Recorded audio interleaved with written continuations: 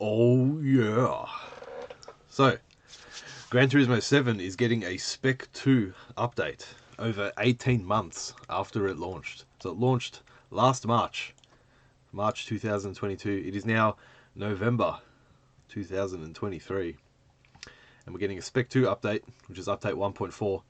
I don't know why it wouldn't be update 2, since it's Spec 2. Didn't Gran Turismo 5 do that? Anyway, Gran Turismo 5 did have a Spec 2 update. And let's have a look and see what Spec 2 for Gran Turismo 7 has in store. And why it's not good enough. So, new cinematic intro. Yeah, great. Add some new cars, change some stuff. The intro's too long in this game anyway. Like, you got the intro with the credits scene, and then you got the moon over the castle song, I think it's called. That goes for too long. That goes for about twice as long as it should. So, if they actually make it shorter, then it will be an improvement. Sweet. Alright, 7 new cars. A lot of people talking about this. I'll just say straight off, right, they still haven't fixed the main problem with the cars in this game, and it's that you can't buy half of them. So let's have a look at this. So you got the Dodge Charger from 1968. That's going to be a Legends car. Guaranteed, right? So that only pops up every now and then, and it's going to have an inflated price. Rubbish. Can't choose the colour. Well, there's some nice green rims there, actually. Let's have a look. So yeah, this car is most likely going to be a Legends car, and look at that. There's nice rims there. But, you know, if you want it in that colour, and it doesn't launch in that colour, you got to wait. Or whatever. Challenger Demon 18. So that'll be in the dealership. No worries. Except what's crap is because you can't really, there's no balance of performance for the road cars unless they're in the same category. You can't really race this against the Mustang and the Camaro that's in the game. So a V8 Supercar League with road cars is very difficult. Lexus LFA, sweet, cool car. You can buy that. You can actually buy that in the brand dealership. This car, the Mercedes-Benz 190e 2.516 Evolution 291, what a bloody mouthful. This car will be a Legends car. So, whatever. You know, it'll pop up at launch and then you got to wait 3 months. Rubbish. Nismo 400R 95. Again, that'll be a Legends car. And, like, whatever. Can't really buy it whenever you want. Porsche 911 GT2 RS 22. Cool. You can buy that in the brand dealership. And I'll be buying one in that colour. Speed yellow. That is very nice. Tesla Model 3 Performance, who gives a shit?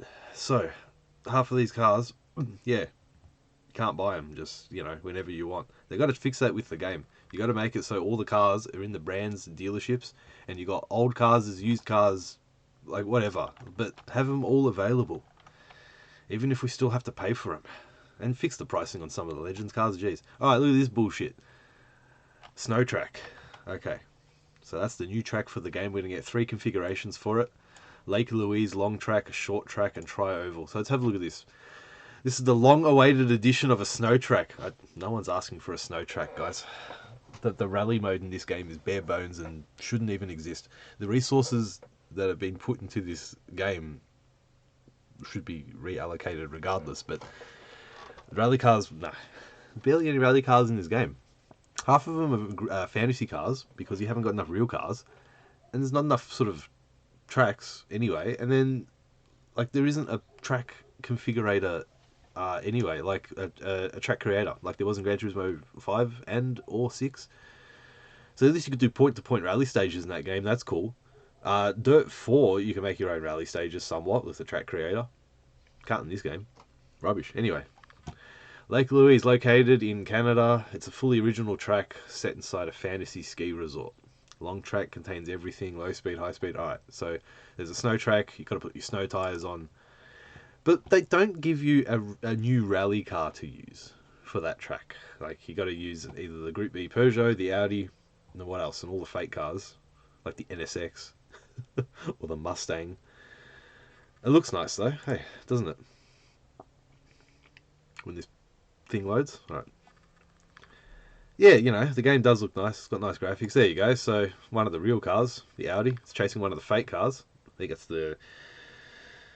It looks like either the Subaru or the... No, it's the Ford. You can see the Castrol sticker there. The Ford Focus, Group B. And it's got a night variant, I guess.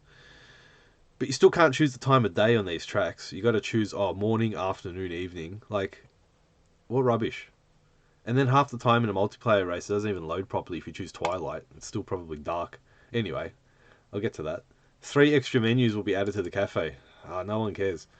You got to collect the cars. They give you a cinematic telling you about the cars and like whatever. Like, it's not really a campaign, guys. A plethora of new challenges. Alright, so weekly challenges will be added, evolving the way we experience world circuits. So the World Circuits Pavilion, where you can take on many races around Europe, the Americas and Asia, will greatly evolve. Will it? Let's see.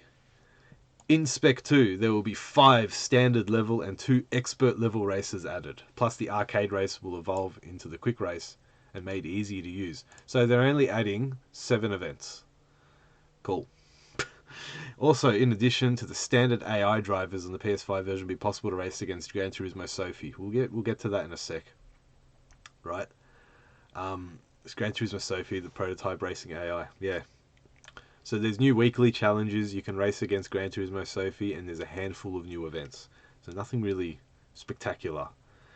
The weekly challenges menu will appear after watching the ending movie. Okay, so you got to finish the game and then do it. Cool. So what does it say here? There will be also an event directory menu that will allow you to easily search and join races. So like, I don't know. Here we go. Let's look at the weekly challenge. November, week 2. Really? So they're just doing like, come on, guys. All right. So what's going to happen is it's going to randomly generate events for you to do, which are already in the game, right? Like that one looks familiar. Sunday Cup 600. So these are already in the game. They might add a few new ones. Like okay, that rally one might be on the new stage. And then what do you get as a reward? You just get these damn roulette tickets again, and the roulette rewards are crap. So, whatever. They're not actually changing the game. They're just recycling the bullshit in the game and making you just, for whatever reason, sit longer on the game and play more. Like, instead of actually giving us a good game. Absolutely ridiculous. Okay, so here's an example of when you got, I guess, a quick race. You can do regular AI or GT Sophie. There's no details in GT Sophie. Like how many cars you can race against, what sort of race you can do against it. Like, it's nice that they're improving the AI in this game, but the race creation itself, in terms of a quick race, like, it's so limited in this game. You can barely choose your opponents. You can't really make, like, an endurance race with certain regulations. You can't... It's not like Project Cars or other racing games where it's actually a motorsport game.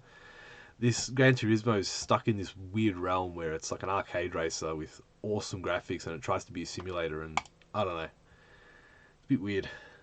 New license events will be added. So there will be a master license after you finish National B, National A, Super, blah blah blah. Oh no, sorry, my bad. So master license looks like it'll be the old licenses. Okay, yeah, so the master license is probably just the old license tests repackaged to be like harder, I guess. Maybe they'll be different, I'm not sure, but okay, so there's new licenses. You get, see, all gold you get a car, all bronze you get a ticket. So whatever. What's crap though is that like there was no reason to do all the tests in the last game anyway, because it didn't unlock any new events for you to do.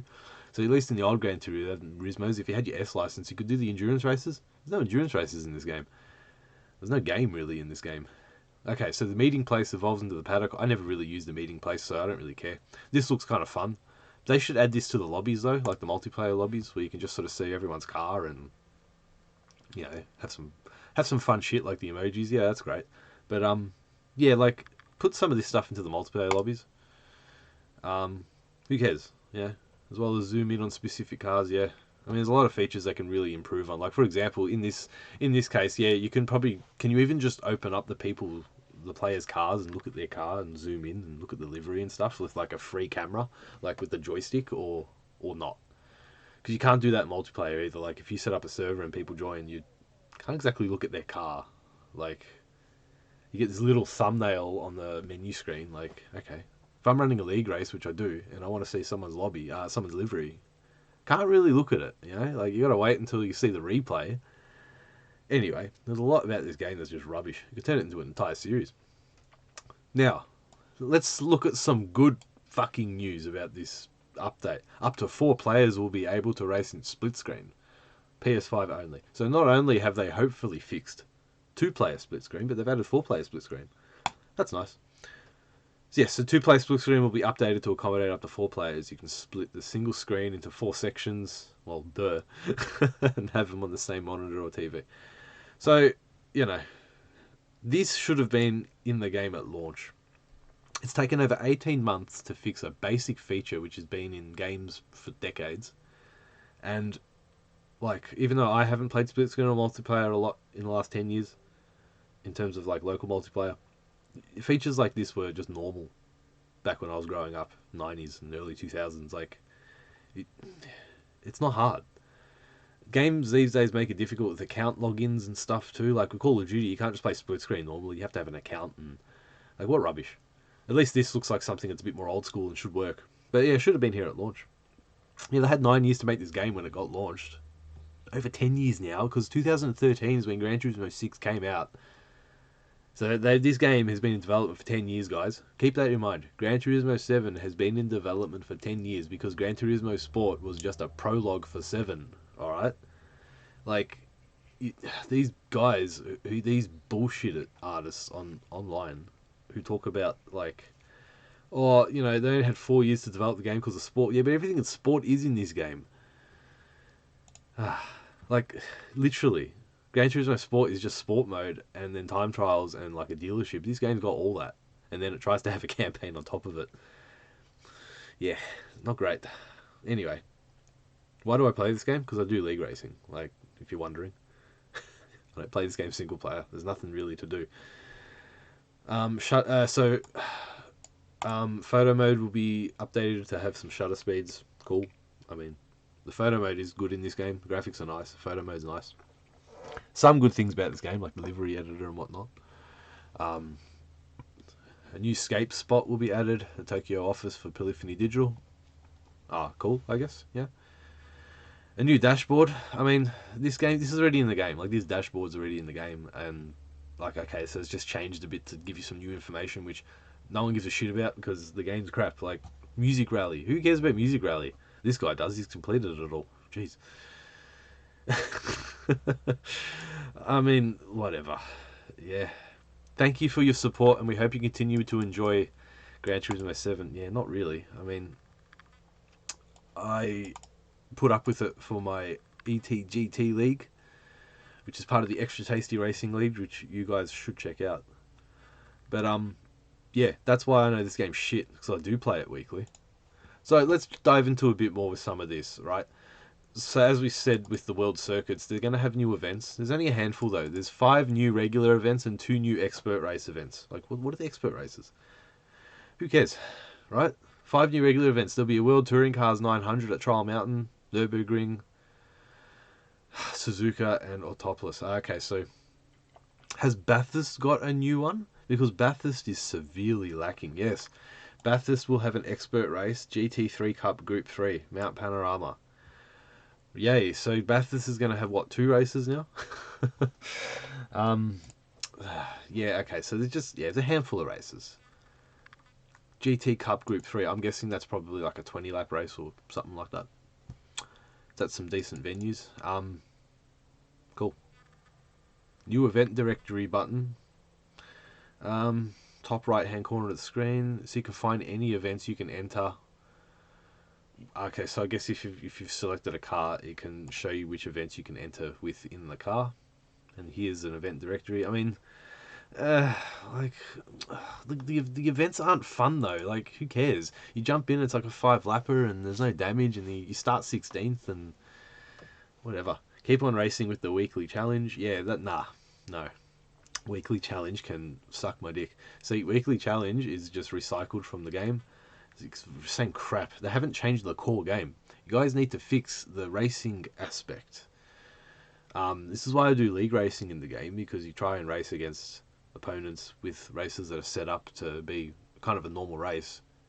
There's no sort of single player campaign that emulates that. It's all just rubbish. The old Gran Turismo games were limited by technology, and games in general were like 15, 20 years ago. There's no excuse now to release rubbish. So, Gran Turismo Sophie, PS5 only. I like that they're updating the AI with Gran Turismo Sophie, but yeah, you need to update the way you play the game as well. So Gran Turismo Sophie would be good in like a Assetto Corsa or Project Cars, for example, because those games have, well, what they try and do, they do better, I guess, if you want a proper motorsport experience. And when I say Assetto Corsa, I mean like Competizione, and I haven't really played that much, but let's take Project Cars as more of the proper example of what you can potentially do on console now with a racing game. Even though that game's sort of older now, like Project Cars 2 came out in 2017, and yeah, we need something like that again for console, because Gran Turismo ain't it. Like, it's actually, let's have a look at this. So this is Gran Turismo Sophie, and you can see there's 12, 6 out of 12. So you can race against up to 12 people, which is good. But yeah, what sort of racing can you do? Can't even choose a time of day properly in this game. Like, you can't choose what time of day. You're like 6 o'clock, 6:30. It's basic shit. Anyway, I'm going on a rant. 50 challenges added to licenses. Yeah, so Master License is just... It looks like it's just the old licenses, just in a harder level. The paddock, yeah, 4-player split screen. So this is on the PlayStation blog. Updated GT menu. Yeah, whatever. Let's have a look here at GT Planet. So they don't really talk about much else. Just got some fancy pictures, and they talk about, yeah, GT Sophie. Like, Polyphony Digital talk about, no, GT Sophie. Kazunori Yamauchi. GT Sophie, which continues to evolve daily through our partnership with Sophie, yeah, whatever. Alright, guys, so what do you think? I think this update's rubbish. I think the game's rubbish. I think it's not good enough for 9 years in development. That the game just really, it's whatever, honestly. What's interesting though is the new Forza that just came out doesn't seem to be doing much better. So it's a symptom of gaming in general and what sort of direction developers are taking. Gran Turismo can definitely be a lot better. I feel like just cut your losses and bring us Gran Turismo 8 and PS5 only, and really give the game kind of a reboot in terms of make it more motorsport centric in terms of the single player, and really fix the multiplayer. Just fix everything. I don't know. What a load of shit. Anyway, thanks for watching, guys, and yeah, we'll see what this update does for my for my league racing from now on.